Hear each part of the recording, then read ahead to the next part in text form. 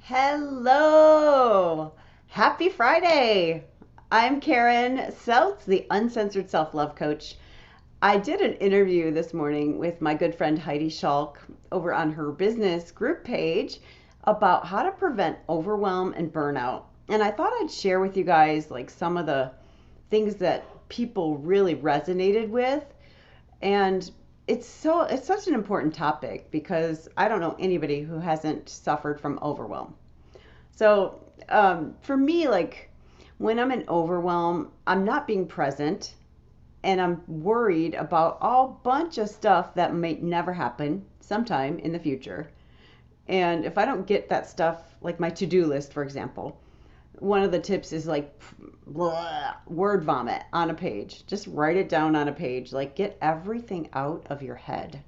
Because if you don't, it takes up real estate in there. And like it's always running in the background, right?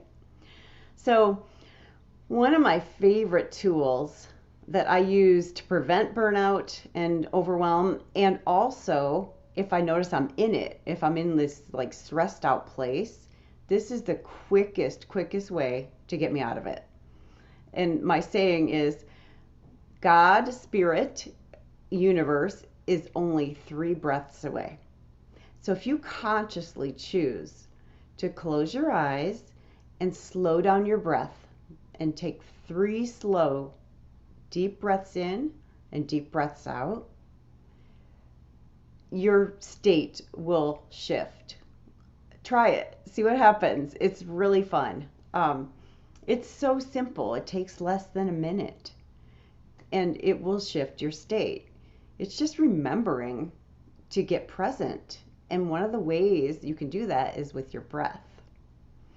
One of the other things, like when you notice you're like off in the future, to ground yourself back in the present moment, just look around where you are and identify and name 3 objects. So I'm looking out of a window. I can say tree, trampoline, grill. I can see all those things from my window. So that just grounds me like, okay, I'm here. I'm in this moment right now. Everything's okay. Because in the present moment, everything is okay. And there are some questions you can ask yourself. What is the most important thing I can do right now, this second? One thing, just one thing. And don't worry about the rest. You've already like vomited it somewhere else on a page, right? So just focus on that one thing. And when you finish with that one thing, then you move on. You ask yourself again. You're like, what's the most important thing I can do right now? One of the things that I've found is if I am not intentional about who I am being, so I make a choice in the morning and it looks like this. Today I am committed to being connected. I'm committed to self-love, to self-care, to rigor, whatever it is, but it's characteristics, it's ways of being. And when I commit to those and I start my day from that intention, everything I do is imbued with that. Like it's part of the essence. It becomes, I don't know, it's just it drives it. And from that point, inspired action steps follow. It's not like a to-do, like checking off, okay, I have to do this. Okay, I'll do this next. No, it's like what am I inspired to do? What type of action will drive me toward my vision or will allow me to embody these characteristics I've chosen. Maybe it's courage. Maybe I get to go do something really stretchy, something that scares me, which I did today. I try to do it every day, but that's just who I am. It stretches me. It allows me to lead a bigger life when I'm stretching myself. And the bigger game you play, the more you're going to stretch yourself and the more you're going to fail. So you get to get used to that too. When you play a big game, you're going to fail more. And it's okay. It's just expected. Like, okay, it's feedback. Like what worked, what didn't work. Because if you look at any situation that you might label a failure, there were probably 80% of the things you did that worked and just 20% that didn't work. Or you might not have gotten the result that you wanted. But it could be like a tiny tweak. So there's so much in there, so much goodness and juiciness that you could actually use for the next time that you do this thing. So those are a couple tips. Um, what I was thinking is how many times we are not present. And what came up this morning in this morning's group was a lot of the women there were moms and mompreneurs. Oh, hi, Veronica. I can see that you're live. Um, and one of the things they have like mom guilt, and their kids come in and interrupt them. So if that happens, here's what I did. I'll just tell you. When my daughter started doing school from home when COVID hit, she was in the habit of opening my door and interrupting my workflow. And the way my mind works is it takes me a very long time to shift back into get that focus back.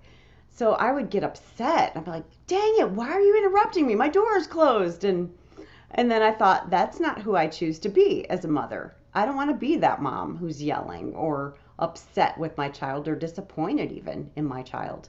So I'm like, well, what can I do? Here's what I did. It's so simple. I made a sign. I put it on my door. It says, a closed door means do not come in. It's in child-friendly language. And when she sees it, she doesn't come in. Like, oh, that was easy. And so now I'm not angry all the time. And now I can focus on my work and I can finish my tasks.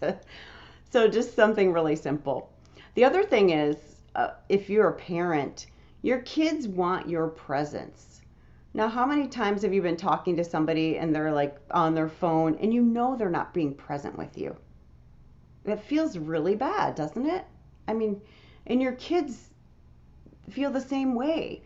So I had a therapist recommend this to me one time.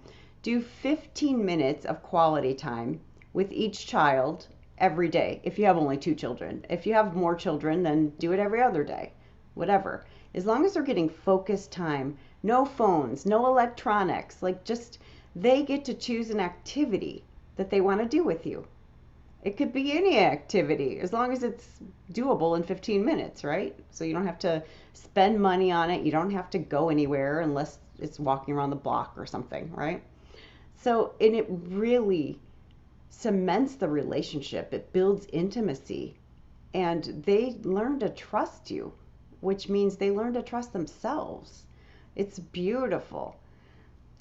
If you find that you are in overwhelm already, I highly recommend doing the 3 breaths. Remember, spirit is only 3 breaths away. Slow it down, get conscious. Get conscious. I'm breathing in. Hold it for a second and then breathe out. I'm breathing out. If your central nervous system is like freaking out, if you consciously count as you breathe in and consciously count as you breathe out, and extend the exhale, just make it 1 or 2 counts longer than your inhale, that signals to the autonomic nervous system that everything's okay.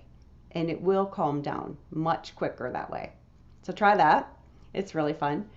The other things are always be intentional every single day.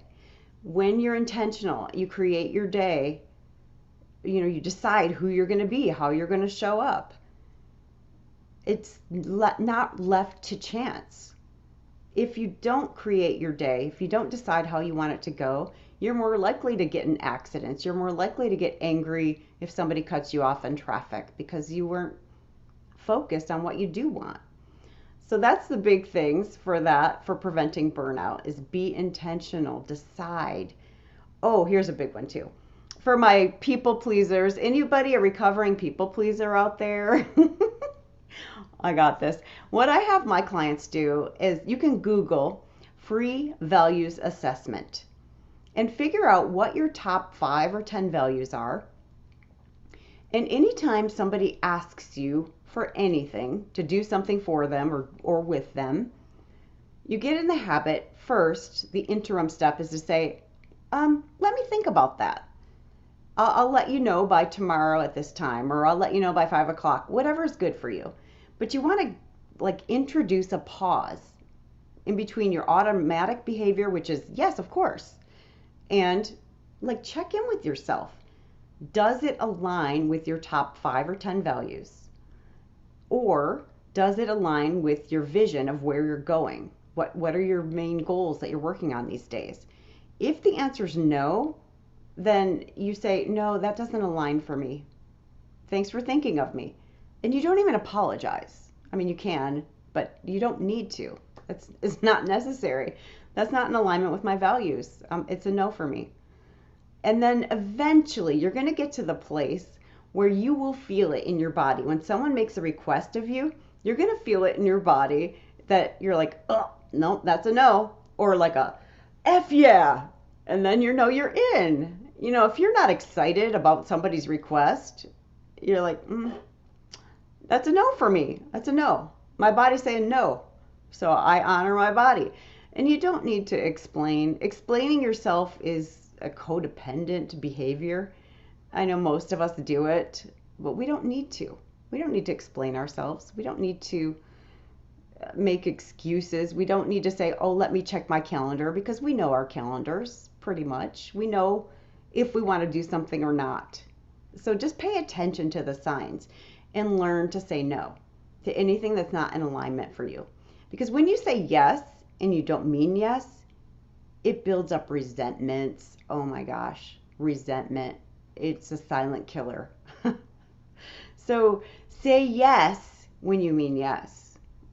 And if you aren't sure, say, let me think about it. I'll get back to you by this time. And then say no. It's fun. Practice it. It's scary as hell at first, but you can do it. All right, I'll see you guys tomorrow. Thanks for watching. Please let me know what your wisdom nuggets, your nugget bombs were. Wisdom bombs? Nugget bombs. I like that. I'm going to use that. Your nugget bombs. Yeah, I'm going to use it. All right, I'll see you guys tomorrow. Bye.